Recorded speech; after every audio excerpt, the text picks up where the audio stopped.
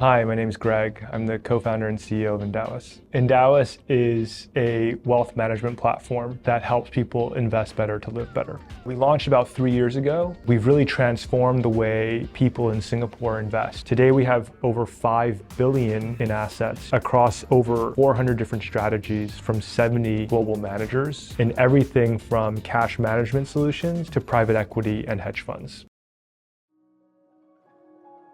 I come from a family of founders. A lot of people's stories, refugees out of China, really had to do anything to make a better life for themselves. I was raised mostly in Hong Kong, where I saw my grandparents, my parents all pursue entrepreneurial activities. So working for someone was not something that I thought was normal. I think I'm someone who really wants to maximize efficiency. My main objective for anything is to how do I maximize utility out of this activity? A key to unlocking a lot of life activities comes with money, unfortunately. I mean, we live in a very capitalist society, so it's how do I then now maximize money so that I can do all these things in the real world? Not how do I make as much money as possible. So like many people, I just started getting very interested in the stock market. I thought our generation knows what companies are going to be big, and I started trading stocks in college. I made a lot of money, so let's say up 300%, and then I lost 90%. So I think a lot of us have gone through this experience. What I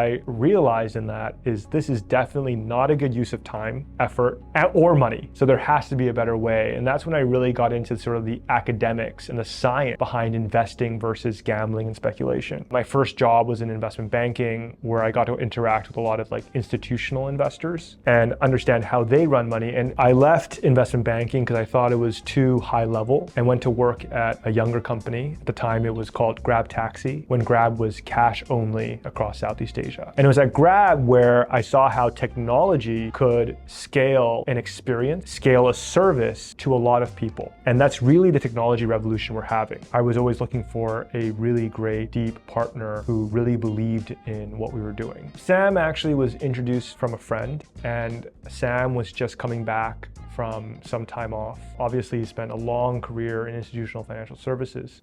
Hi, I'm Sam Ree. I'm co-founder and chairman at Endowus. And before that, I was at Morgan Stanley Investment Management in Asia, where I was CEO and Chief Investment Officer. A lot of good memories at Morgan Stanley. I think Morgan Stanley obviously has a very unique culture. It's a very client-centric culture.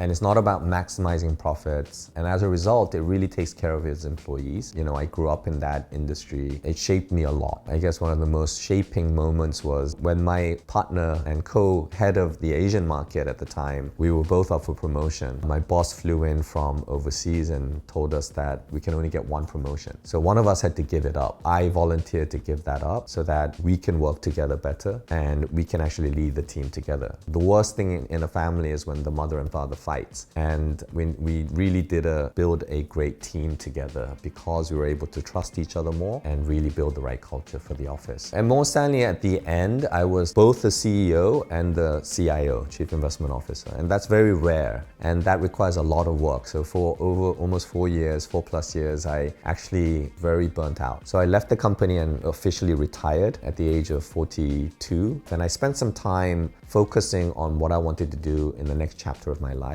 So I set up an entity that would invest in fintech companies. That was when I met this guy called Yuning, who actually brought Greg and myself together. And we kind of started Endowus together, although Yuning never really joined us full time. And I was passionate about retirement adequacy, the global pension crisis. That was really an important factor in bringing us together because we were both shared a common kind of vision and mission about solving something much more meaningful like retirement. So retirement adequacy is obviously a global problem. The global pension system is heavily underfunded because a greater number of population is aging very rapidly, especially in developed markets. So if you imagine that you have a lot more people retired in old age and you have a very few people producing in the economy working, then obviously you're not going to be able to fund their lives. So the pension system that was built for the older generation, so it doesn't have enough money, it's going to run out of money. So what we're trying to do is solve this big problem that is only going to get bigger. And in order to do that in Singapore, we had to tackle the CPF problem, which is the Central Provident Fund. Why do people actually hate the CPF? It takes away 20% of your income. Example, you receive like $3,000, then you have to deduct like 20% to contribute to your CPF. So to those young people, locking up your money in CPF is not like the best idea, right? You can't really take out the money to go and tide over your business or maybe pay your medical bills just because you are in an emergency. In Singapore, you have a regulator. The MAS is a very friendly regulator and very business friendly. And also it was becoming the wealth hub of Asia. So it was a good hub for wealth talent. It was a good hub for fintech talent. And that's why we brought on Ju, our CTO, who already had experience building a robo-advisor, and he was perfectly suited for our team. My name is Ju. I'm a Chief Technology Officer at Endowus. This is my 14th year working as a financial technologist in the industry. Leaving Goldman Sachs was probably one of the toughest decisions I've ever made in my career. My parents were very proud of their son working for Goldman Sachs. Then I couldn't really resist this hunger and a little bit of frustration that I was carrying with. That's why I decided to join a startup. One of the common friends of me and Greg, he actually introduced me to Greg and Sam. And during the meeting, they really tried to convince me very hard on the dream of winning government pension fund. I was actually not convinced at all, because if you think about it, Singapore, while the population is only 5.5 million, Singapore's government pension fund scheme, CPF, it has about 400 billion USD, 400 billion in asset, and that's like 8th or 9th biggest pension fund in the entire world. And I couldn't really believe that, the startup can actually penetrate into that market. But then I had few more meetings with Greg and Sam. Even if the chance of making that happen is 30%, just being part of this insane and crazy plan is actually going to be pretty fun doing it. If I can make that happen, the reward is gonna be huge. Ju, first of all, is a good-looking guy.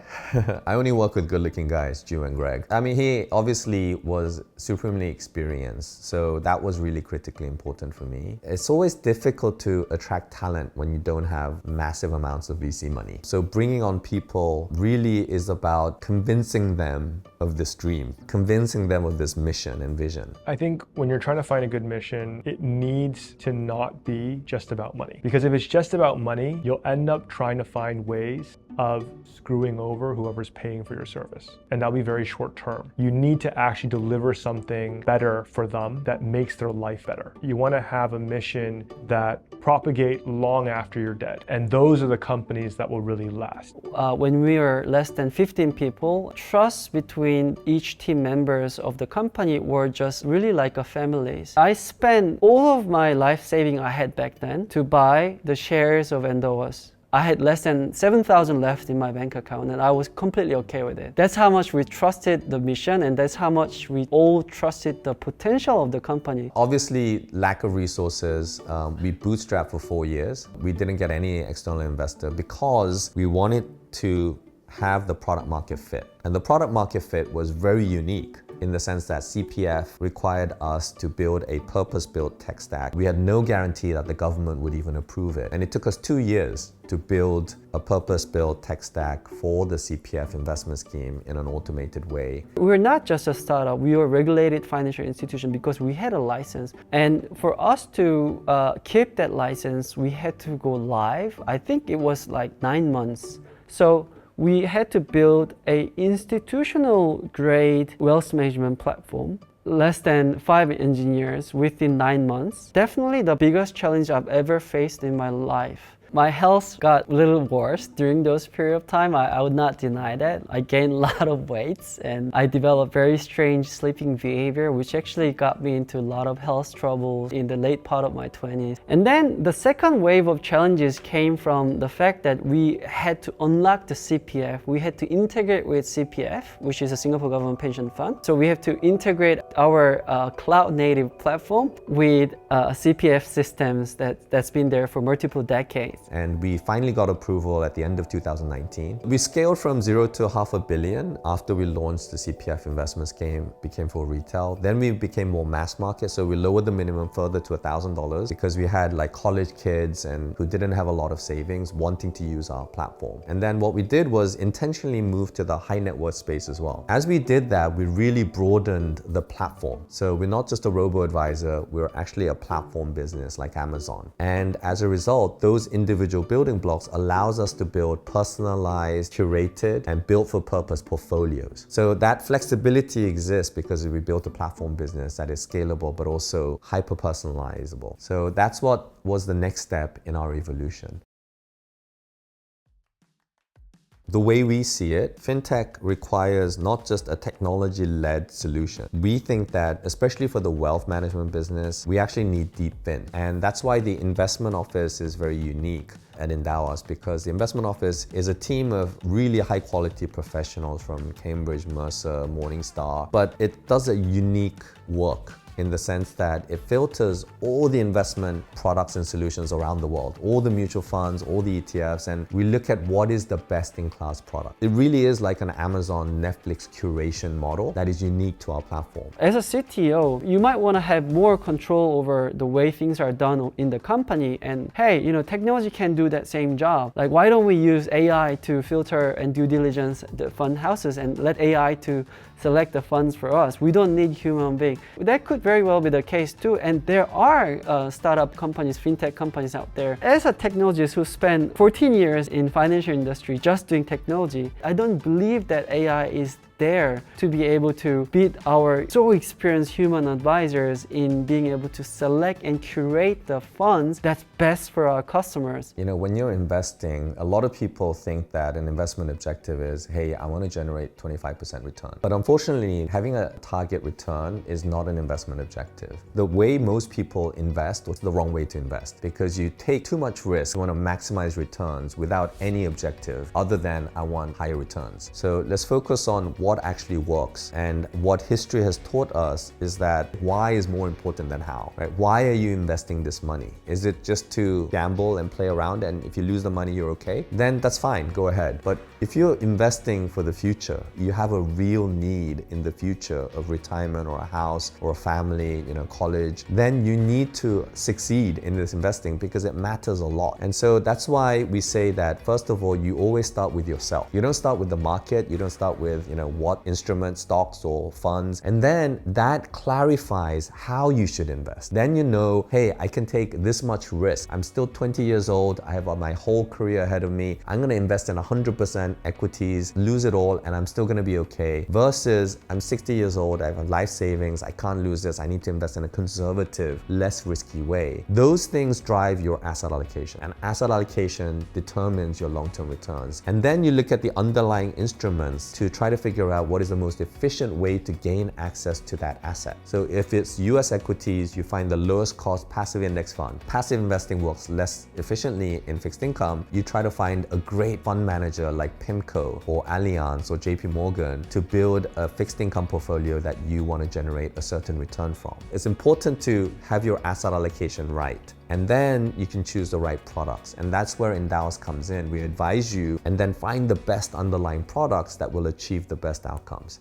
But if you need to sell, the selling has to be driven by a need, right? Not by a view. So the need is, I need to buy a house, or I need to buy a car, I need to go on holiday even. Whatever the reason is a need. And the need is what drives the selling, how much money you take out and when you take it out. It should never be because I want to time the market and I have a view about the market. Because we know as a human being, we cannot predict the future. But when it comes to financial markets, there's so many people who say, I can predict the future. There's a lot of charlatans who say the market's going to go up, the market's going to go down, when we know that person has no credibility in predicting the future. And when you have a view, then you're trying to predict the future, which human beings have no expertise in. So don't take a view on the market. You just need to focus on the need you have, and that's what drives the timing for the selling. Like when you reach retirement is when you need to start selling or reallocate your assets. But before that, you should not time the market. You should not be selling. You should be saving and investing continuously throughout your life.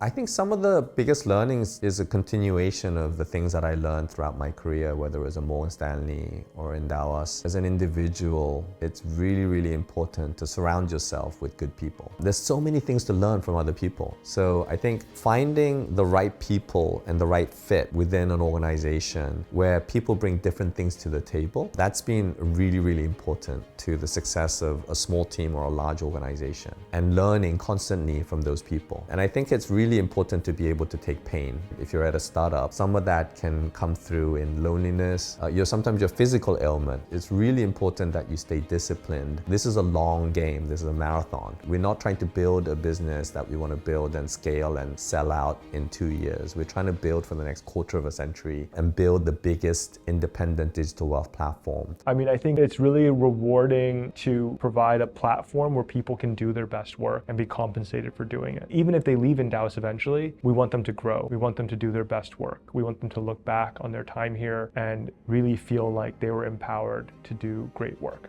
Endowus has scaled from 0 to 5 billion in client assets in 3 years. This is a fingernail of the market. We've barely even scraped the surface. The wealth markets in Asia is in the trillions of dollars. So in my view, we're building $1 trillion business. I don't know how long it will take, but we will be here continuing on this mission every single day.